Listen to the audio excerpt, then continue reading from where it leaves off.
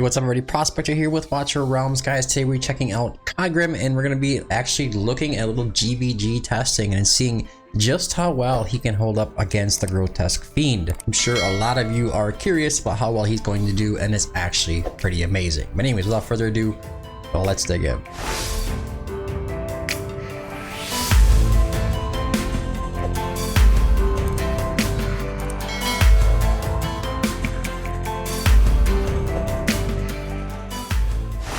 Alright, so you can see I have this weird defense set up here. Just so you guys know, I'm not trying to manipulate this to a point where it's an unbeatable defense. We're also showcasing the new map here and the defense tower.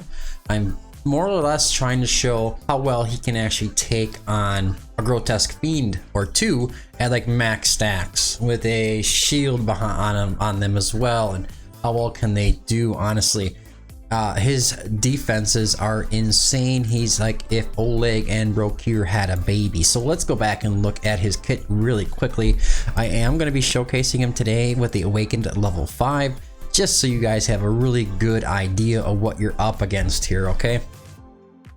There's going to be Awakened level 1 is going to be basic attack and inflict defense reductions, make it easier for the physical damage dealers on the defense to do even more damage to whatever is up against Khadgrim here. After casting the ultimate 2 times, enters the Icy Vein state, doubles the damage reduction gained from Glacier Bulwark, greatly increases max HP and shield strength. This is actually pretty cool. He gets really big, it's pretty neat. All damage reductions plus 8% on the Awakened level 4, and then the shield applied to the caster by the ultimate can stack up to 2 times, but the second stack has only half the effect, so he's stacking shields on top of everything. On to his talent here, when staying idle remains in the Glacial Bulwark, reduces damage taken by 20%. Additionally, 100% of damage taken is reflected to the attacker. Reflected damage cannot exceed 200% of the hero's max HP. Removes Glacial Bulwark when launching basic attack or casting a skill. So basically, he's going to keep popping that on and off and on and off and on and off. So it's going to be, I don't know, it's a really weird mechanic, but it makes sense. If there's nothing coming up to him, he's going to have some Glacier Bulwark. That way he is less likely to be sniped out from the sides. While in Glacial Bulwark, grants physical damage reduction of 20% and a magic damage reduction of 20% to the hero adjusted allies, including the hero. Under the basic attack, AoE physical attack deals 100% damage to one main target.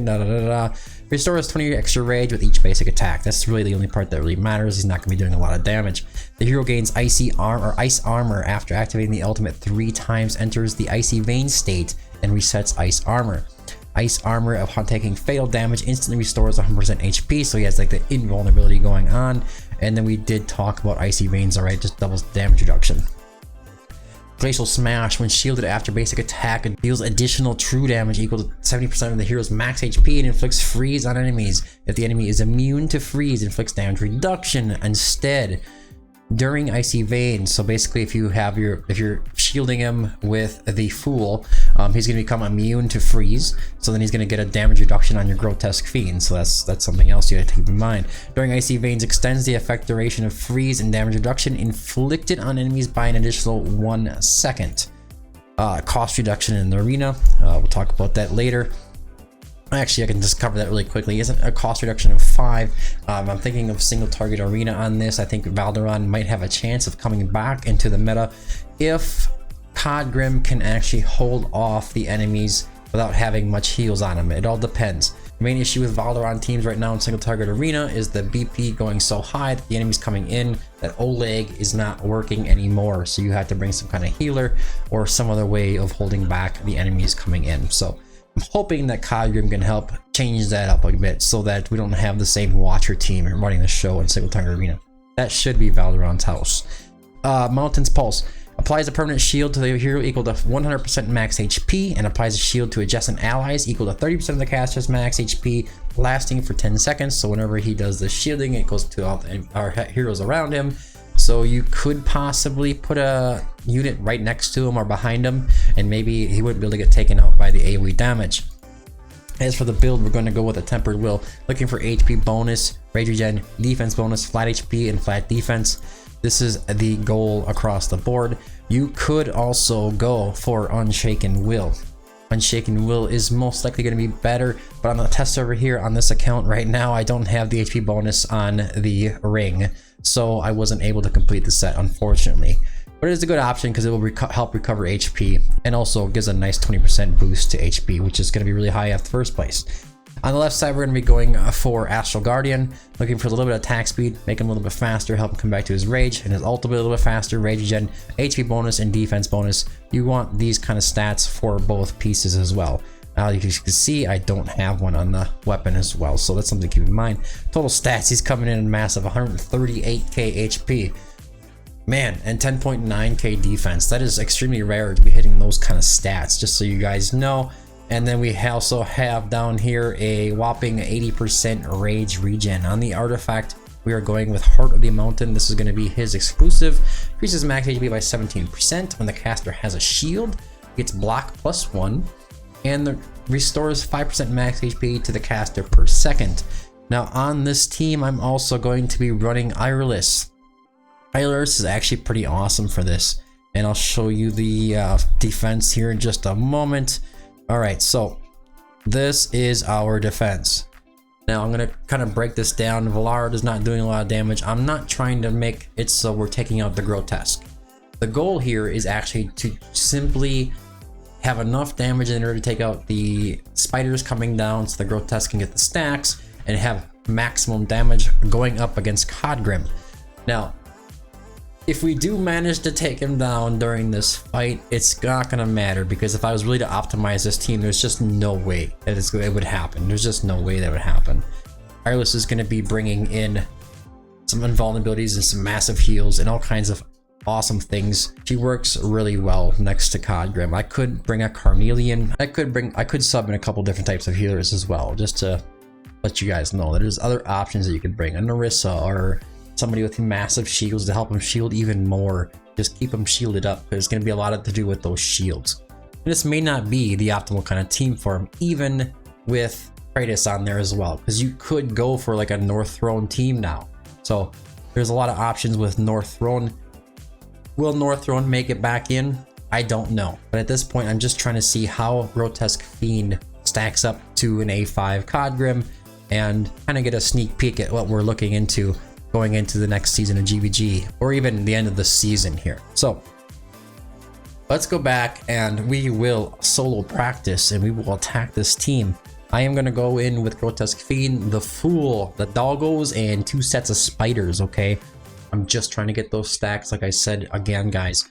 So the amount of damage that's coming into here, I even have Kratos pointed to the left. That's so that he's not having anything to do with taking down the Fiend.